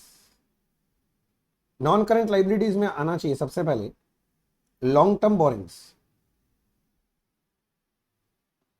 Secured loan भी है, अनसिक्योर्ड भी है, नोट बनाना पड़ेगा, क्योंकि loan from state financial corporation it was hypothecated by plant and machinery, तो वो सिक्योर्ड के हेड में आएगा, और एक अनसिक्योर्ड अलग है ही। तो मेरे को नोट बना लेना चाहिए 3, नोट 3, लॉन्ग टर्म बोरिंग्स,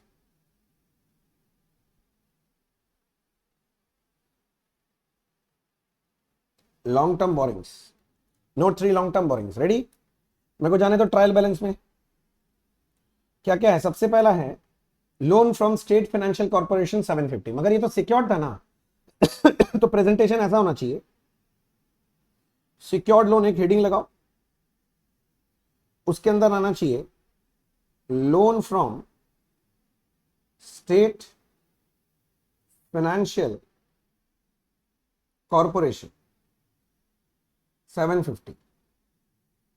अब सिक्योर्ड है तो क्या सिक्योरिटी ये भी मेंशन करना पड़ेगा, इसी के लिए डेटा दिया था यहां पर कि ये जो लोन है secured by hypothecation of plant and machinery, ये बात लिखना पड़ेगा, ब्रैकेट में लिखो secured by hypothecation of plant and machinery. ठीक है, इसके अलावा क्या करोगे, एक और लोन था मेरे को याद आ गया, अनसिक्योर्ड लोन था 6,05,000, तो सिक्योर्ड हो गया था, अब अनसिक्योर्ड है, अनसिक्योर्ड लोन 6,05,000। और कोई लोन वोन तो नजर नहीं आ रहा, तो 750 प्लस 6,05,000 13,55,000, 13,55,000, 13,55,000 हो गया। नेक्स्ट और क्या है भाई, बोलना।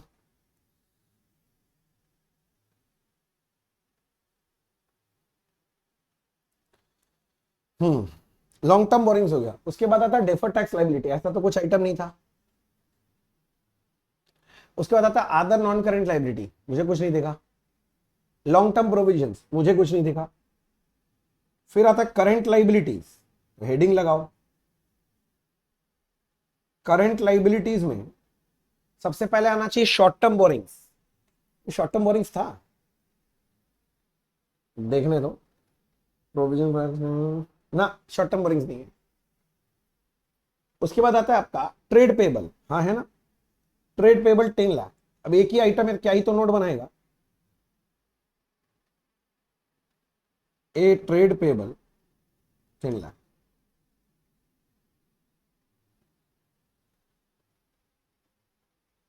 बी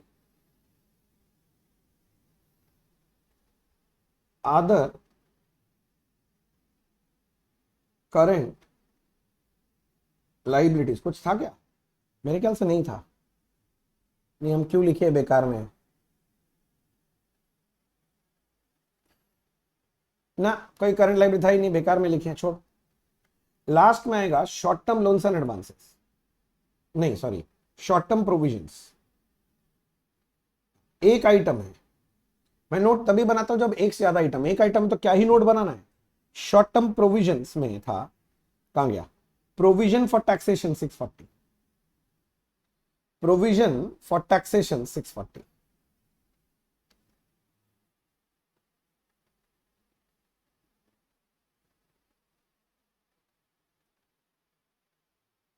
और तो कुछ मुझे समझ में नहीं आ रहा लाइबिलिटी साइड में,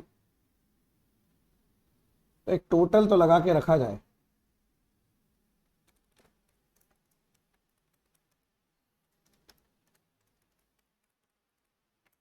शायद टोटल पता नहीं क्या आएगा। अरे लॉन्ग टर्म बोरिंग का टोटल नहीं लिखा हुआ है। कितना था लॉन्ग टर्म बोरिंग का टोटल? 1355। नोट बना लिया था, टोटल लिखना भूल गया। तुम लोग तो लिख ही लिया होगा। 1355 94 78 500 94 78 500। अब चलो बी एसेट साइड में। एसेट्स एसेट्स एसेट्स में नंबर 1 नॉन करंट एसेट्स। इसमें सबसे पहले आता है पीपी एंड इंटेंजिबल।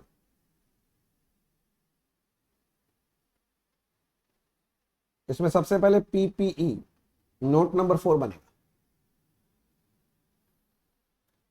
लिखो। तो मैं गया नोट 4 बनाने के लिए।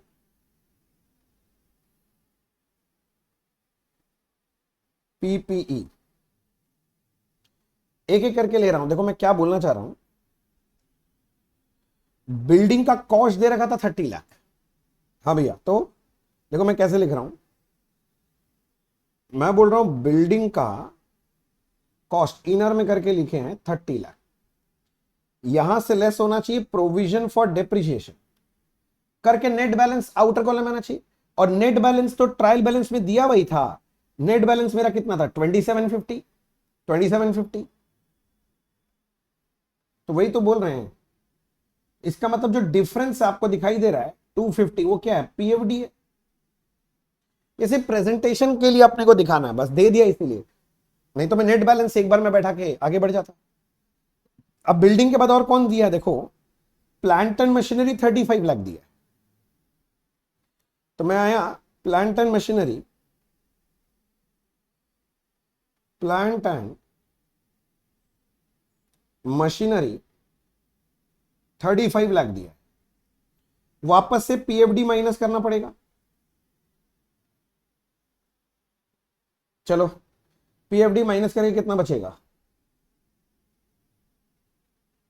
माइनस करके बचेगा ये रहा। प्लांट एंड मशीनरी का है 2625। क्लोजिंग बैलेंस होना चाहिए 2625। Net balance 2625 after depreciation. तो भैया 35 लाख कॉस्ट था, आज उसका बैलेंस है 2625। तो डिफरेंस 875 का पीएफडी था। अच्छा तुम पूरा लिख देना एग्जाम में, provision for depreciation, provision for depreciation. Way balance sheet में क्या असर पड़ेगा? कुछ नहीं, सिर्फ नोट्स का बात है। नोट सुंदर से दिखाना है डिटेल में। अच्छा प्लांट एंड मशीनरी के बाद और कौन है? फर्नीचर है 3/12/500 कॉस्ट। फर्नीचर फर्नीचर 3/12/500 वही है। यहां से पहले पीएफडी लेस करना पड़ेगा करके नेट फिगर कितना आएगा? देखो फर्नीचर, फर्नीचर ये रहा फिक्स एसेट में 250 है। 250 तो नेट बैलेंस 250 आज बचा हुआ है। तो तुम सोचो अगर 312,500 में खरीदे थे, आज अगर 250 का बचा हुआ है, तो इसमें 62,500 का अभी तक डेप्रिसिएशन कर लिए। और कोई फिक्स एसेट है क्या? एक बार देख लो तो, मतलब पीपी है क्या? और कोई पीपी तो मुझे नजर नहीं आ रहा है। छोड़ो यार, नहीं आ रहा तो टोटल लगाओ फिर। तो भैया प्रोविजन फॉर डेप्रिसिएशन सिर्फ प्रेजेंटेशन का बात हो गया ना भैया, आप ये बोल रहे हैं। तब से तो वही बोल रहा हूं मैं, तुम क्यों नहीं समझ रहा? 56,25,000 5625 ये सम दिया सिर्फ प्रेजेंटेशन चेक करने के लिए। तुमको प्रेजेंटेशन आता है कि रटा रटाया काम आता है? सब कुछ जानना पड़ेगा ना। 5625 अच्छा पीपी के बाद इनटेंजिबल एसेट तो कुछ था नहीं, कैपिटल डब्ल्यूआईपी कुछ था नहीं, और इनटेंजिबल अंडर डेवलपमेंट कुछ था नहीं। नेक्स्ट होता है नॉन करंट इन्वेस्टमेंट। कुछ था क्या? देखने दे। एक तो इन्वेंट्री बचा हुआ है, रिसीवेबल, शॉर्ट टर्म ना, नहीं है। उसके बाद आता है डेफर्ड टैक्स एसेट, नहीं है। उसके बाद आता है long term loans and advances, नहीं है। अदर नॉन करंट एसेट, नहीं है। तो फिर कौन है भैया, फिर 2 में आओ और लिखो करंट एसेट्स। करंट एसेट में सबसे पहले आता है करंट इन्वेस्टमेंट, वो तो कुछ नहीं है। उसके बाद आता है इन्वेंटरीज। इन्वेंटरीज एक से ज्यादा आइटम था तो उसके लिए नोट बना के दिखाना पड़ेगा। तो मैं जा रहा हूं नोट नंबर 5 लिखने। भी इतना सारा नोट, अरे इतना क्या, 12 नंबर का सम दिया है तो तुमसे मेहनत नहीं कराएगा, फ्री में देगा मार्क्स तुमको। अच्छा अच्छा, नोट नंबर 5 किसका बना रहे थे हम लोग, इन्वेंट्रीज। इन्वेंट्री में दो तरह का इन्वेंट्री था मेरे ख्याल से, मेरे को याद आ रहा है, देखा था मैंने। एक तो है stock of raw material 255, stock of finish goods 10 lakh, 255 और 10 lakh. Stock of raw material 255 और एक है स्टॉक ऑफ फिनिश गुड्स। अच्छा, कोई लूज टूल्स वगैरह दिया था तो वो भी आ जाएगा, मेरे को तो याद नहीं है। तो 1255 हो जाना चाहिए टोटल, 12,55,000 इन्वेंट्री का टोटल 1255। 1255 आइए बैठाइए 1255। अगर तुम सिर्फ बैलेंस शीट बना के आ गया, फिगर तो दिया हुआ था, झट से बन जाएगा। नोट्स नहीं बनाया, कितना मिलेगा 12 में 2 नंबर, बाकी 10 नंबर तो नोट का ही देगा तुमको शायद, 10 नहीं तो 8 नंबर तो नोट का रहेगा। अच्छा, इन्वेंट्रीज के बाद आता है ट्रेड रिसीवेबल।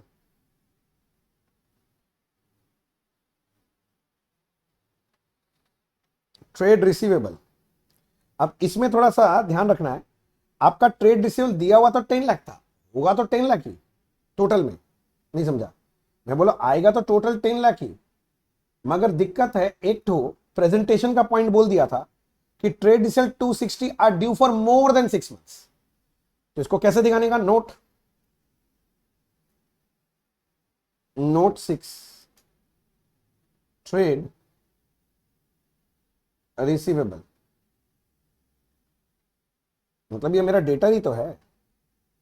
मैं बोल रहा हूं इसमें 2 पार्ट है, due for more than 6 months, ये 260 दिए, बाकी को बोलते हैं अदर डेट्स। किंतु मुझे ये पता है कि टोटल 10 लाख है, तो अदर डेट तुम अपना बैलेंसिंग फिगर बैठा लो, 10 लाख माइनस 260 740। बस ये प्रेजेंटेशन तुमसे करवाना था, इसलिए इंफॉर्मेशन दी। 10 लाख ट्रेड रिसीवेबल बन गया। उसके बाद आता है cash and cash equivalent, number 7। Note क्यों बने, कैश इन हैंड भी है, कैश इन बैंक भी है, और वो बैंक में अनशेड्यूल्ड बैंक का बैलेंस दिया था, तो बाकी शेड्यूल बैंक का बैलेंस होगा, तो नंबर 7। अब ये वाला सम अगर 2-3 बार तुम प्रैक्टिस करके नहीं गया तो उतारना मुश्किल है, मेरे को ऐसा लगता है, प्रेजेंटेशन में गड़बड़ी करेगा ना।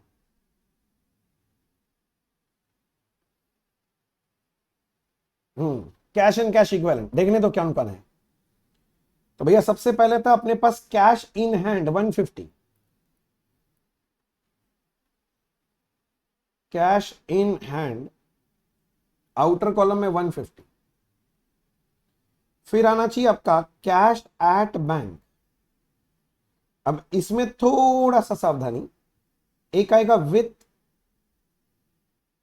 Schedule bank, with unscheduled bank.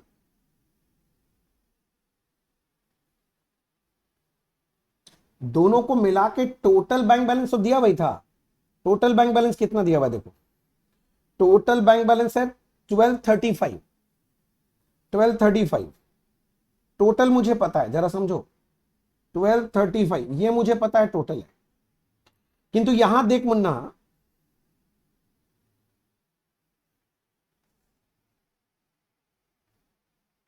क्या हुआ, हाँ यहां देखो मुन्ना, जो मैं बात कर रहा था तुमसे, यहां पर बोला था balance with bank include 10,000 with Galaxy bank which is not a schedule bank.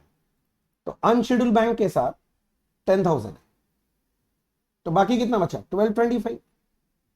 ये प्रेजेंटेशन मांग रहा हूं, कभी शेड्यूल 3 डिटेल में पढ़ेगा ना तो उसमें ये सब दिया हुआ है, कैसे दिखाना पड़ेगा आपको।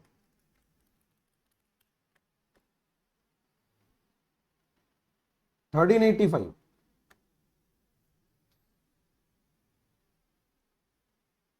समझा। और 1385 बैलेंस शीट में लेके जाओ।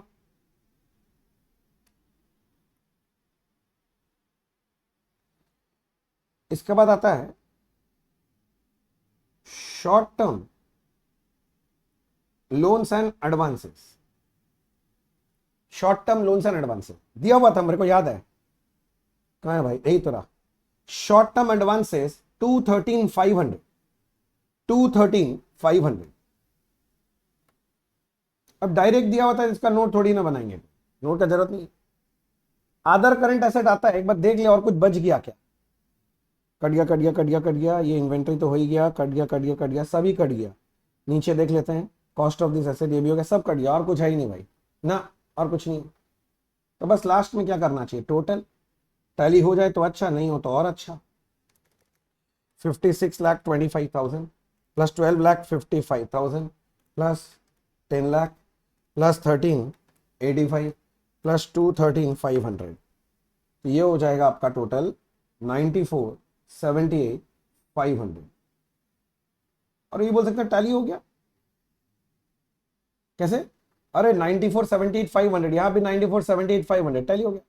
बैलेंस शीट टैली कराना यहां दिक्कत नहीं था, दिक्कत तो था नोट्स टू अकाउंट। वो सारे पॉइंट्स का नोट्स में क्या असर पड़ेगा वो दिखाना, समझे। सब नोट्स में इफेक्ट गया, सोच के देखो, खत्म है ये सब। सी में intermediate corporate accounting and auditing June 23 का क्वेश्चन नंबर 5 है कर, और ये क्वेश्चन है आपका इंड AS 19, वो जो रिटायरमेंट बेनिफिट्स है ना उससे। क्या क्वेश्चन है देखो, बोलता है calculate actual return and plan asset. Actual return निकालने बोल रहा है, तो मेरे हिसाब से तो जब भी ऐसा काम बोलता है, आप लोग किए होंगे पहले, एक प्लान एसेट अकाउंट ही बना लो, प्लान एसेट अकाउंट बना लो।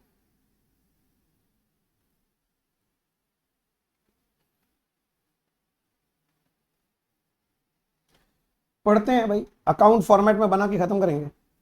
बोलता है fair market value of plan asset beginning of the year 280, opening balance दिया बिगिनिंग ऑफ द ईयर, मतलब टू बैलेंस ब्रॉट डाउन, ये 280 है।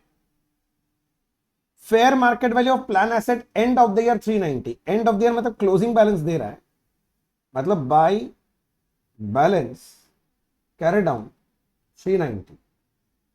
ये तो एक्चुअल वैल्यूएशन के हिसाब से होता है, अगर आप लोगों को पता है ये सब डिटेल्स में। तो एम्प्लॉयर का कंट्रीब्यूशन 85, इस बार कंट्रीब्यूट किया है तो टू बैंक ये इन्वेस्ट कर दिया है 85।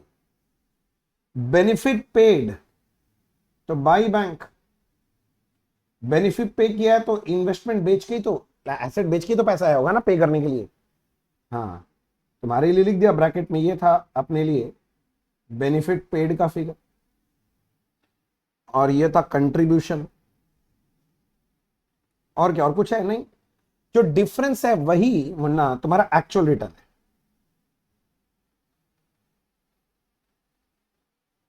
बस 4 नंबर का सम दिया था।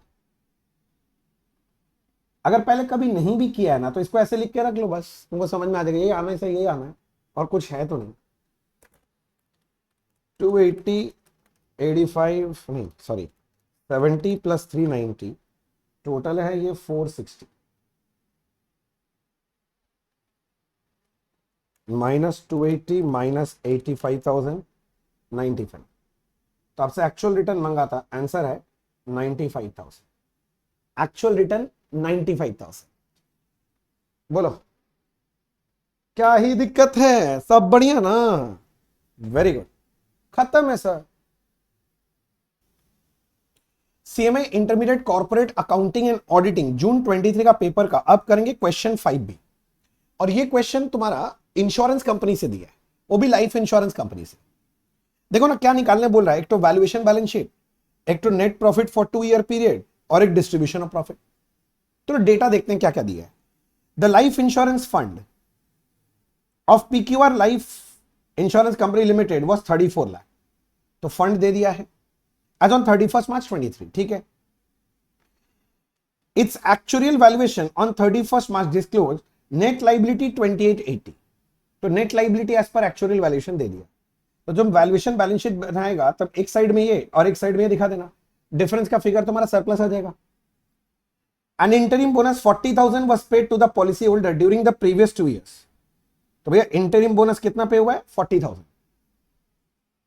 तो जो सरप्लस आएगा उसके साथ ये 40,000 ऐड बैक कर देना, तुमको नेट प्रॉफिट मिल जाएगा। It is now proposed to carry forward 110 and to divide the balance between the policy holder and shareholder। तो तुम्हारा जो भी नेट प्रॉफिट आएगा उसमें से 110 कैरी फॉरवर्ड होगा, हटा के रख देना, बाकी जो बचेगा उसको पॉलिसी होल्डर और शेयर होल्डर में बांटना है। तुमको पता ही होगा पॉलिसी होल्डर का 95 और शेयर होल्डर को 5% देंगे, खत्म सम। चलो बना लिया जाए, कुछ नहीं है, ये सम तो एकदम आसान है। 8 नंबर का सम दिया था, कोई मजाक है? एकदम फ्री का मार्क्स है, 4 नंबर से ज्यादा का औकात का सम नहीं है sir. Valuation balance sheet as on 31st March 23।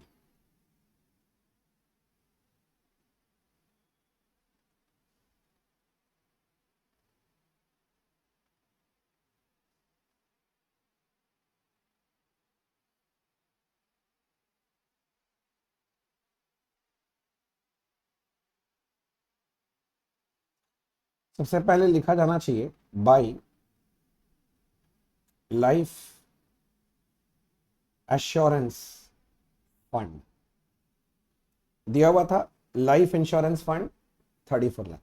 भैया इंश्योरेंस फंड दिया है, इंश्योरेंस भी लिख सकते हो, एश्योरेंस भी, बट ज्यादा अच्छा वर्ड एश्योरेंस है क्योंकि लाइफ का इंश्योरेंस नहीं होता, एश्योरेंस दिया जा सकता है। 2 net liability as per actual valuation.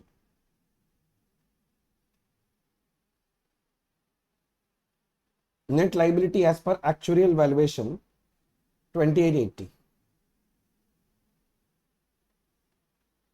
Difference का फिगर सरप्लस।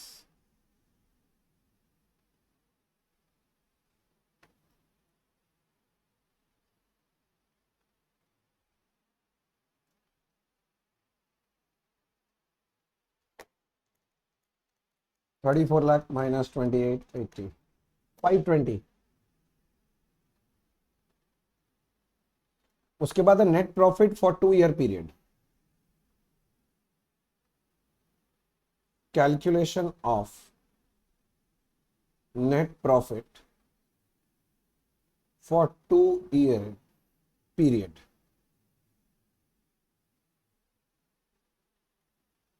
ठीक है, 2-year पीरियड। सबसे पहले आपको लेना पड़ेगा सरप्लस जो आया as per valuation balance sheet, इसके साथ ऐड करना पड़ेगा इंटरिम बोनस पेड।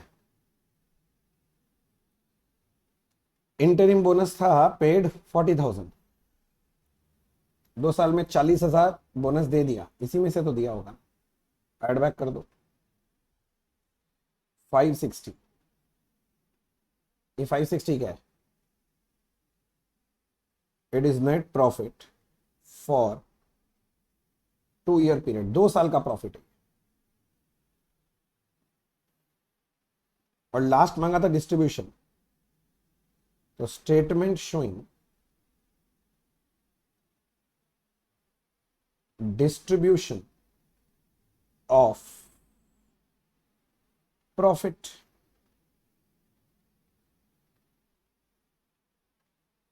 एक लाइन में ना अटे तो 2 लाइन में लिख देना, ऐसा नहीं है कि एक ही लाइन में ठूसना है। स्टार्ट करेंगे नेट प्रॉफिट। नेट प्रॉफिट था 560 माइनस कैरी फॉरवर्ड।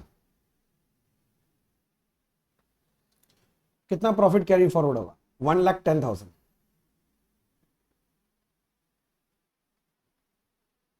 बचा 450। ये डिस्ट्रीब्यूटेबल प्रॉफिट है, ये प्रॉफिट डिस्ट्रीब्यूट करना, profit to be distributed, profit to be distributed. अब इसमें है पहला शेयर ऑफ पॉलिसी होल्डर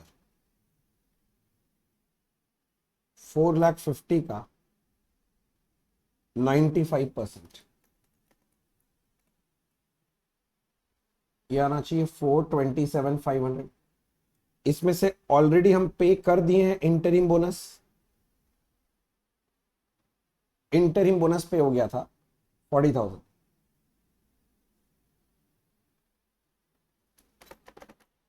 387,500 ये है ड्यू टू पॉलिसी होल्डर। और लास्ट है शेयर ऑफ शेयर होल्डर। तो नेट प्रॉफिट जो है ना, सॉरी डिस्ट्रीब्यूटेबल प्रॉफिट है ना, उसका 5% profit to be distributed 450 into 5%, 22,500। बस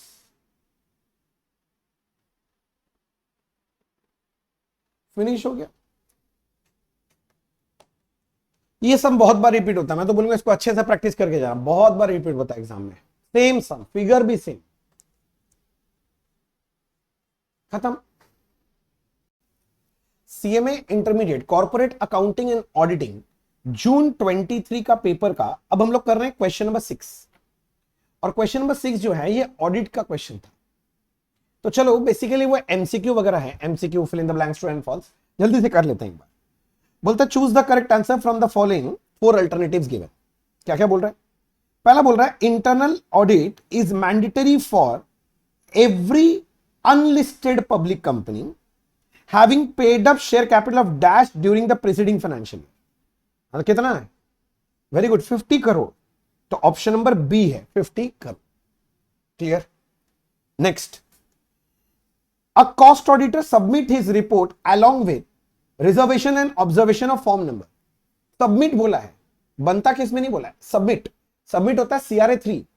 ऑप्शन है क्या? हाँ, ऑप्शन नंबर सी सीआरए 3। बनाते हैं सीआरए 1 में, किंतु सबमिट होता है सीआरए 3, याद है ना? ओके।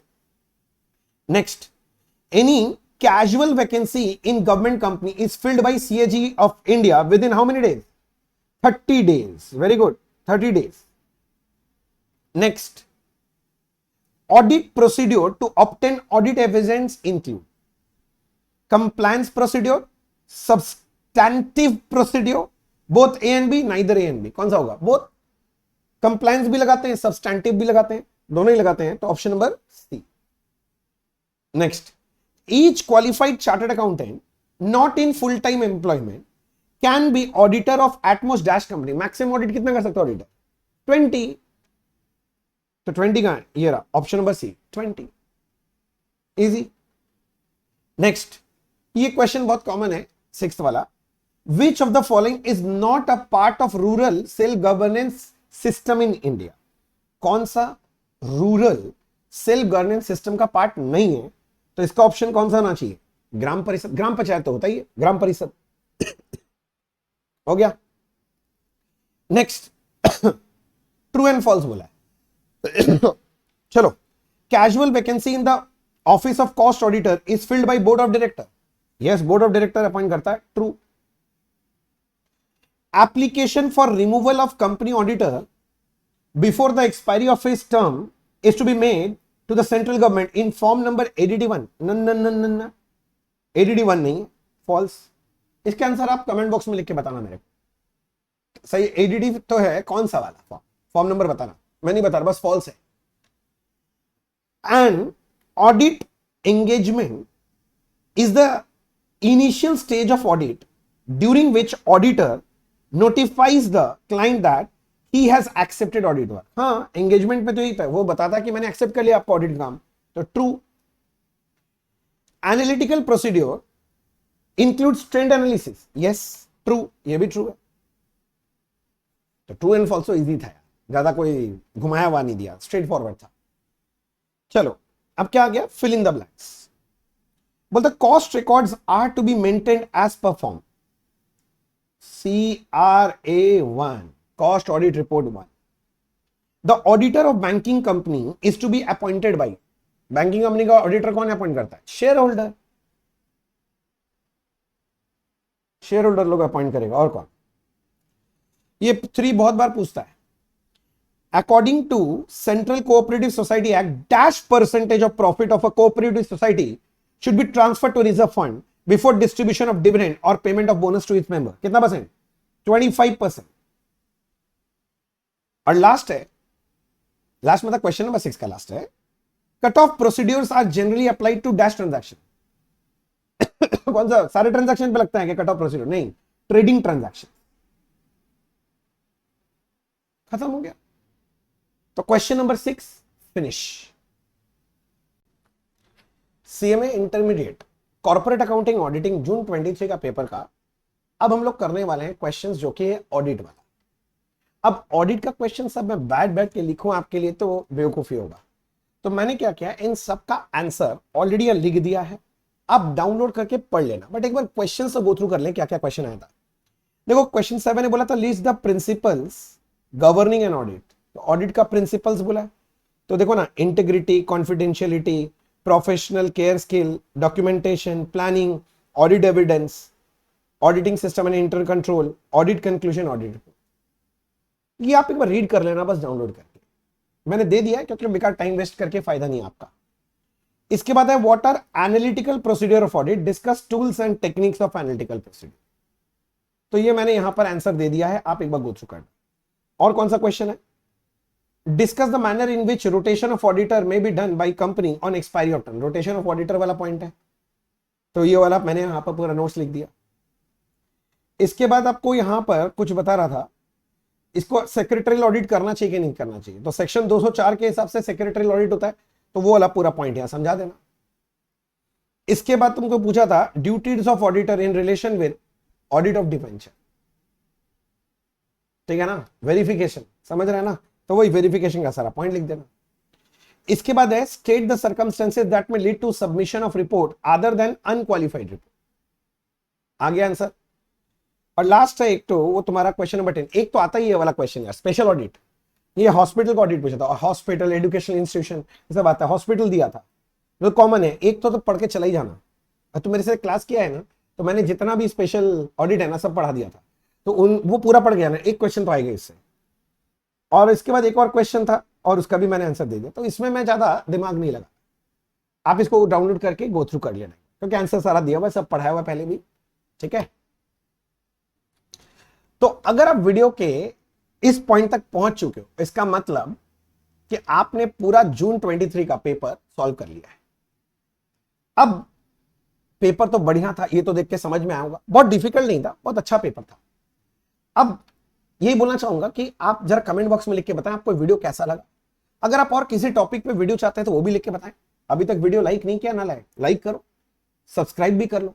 और हाँ, इस वीडियो को अपने सारे फ्रेंड के साथ शेयर करना मत भूलना, क्योंकि भैया शेयरिंग इज केयरिंग, आपको पता ही है. थोड़ा शेयर करो, कर भला तो हो भला, किसी और का भला होगा तो तुम्हारा भी भला हो जाएगा. तो इस वीडियो को जरूर शेयर करना, जितने ग्रुप में हो सके उसको शेयर कर लेना, जितने फ्रेंड्स है सबको शेयर करना, उसको आंखें ऐसे फैला दो.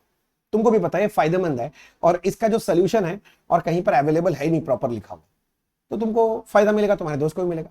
ठीक है, और हाँ फिर से बता देता हूं, अगर आपको ये सोल्यूशन शीट चाहिए तो लिंक जो है डिस्क्रिप्शन बॉक्स में भी दिया हुआ है, और मैं फर्स्ट कमेंट पिन कर दे रहा हूं, उसमें भी आपको लिंक दे दे रहा हूं, वहां से डाउनलोड कर लीजिएगा. ठीक है, चलो टेक केयर, बाय बाय.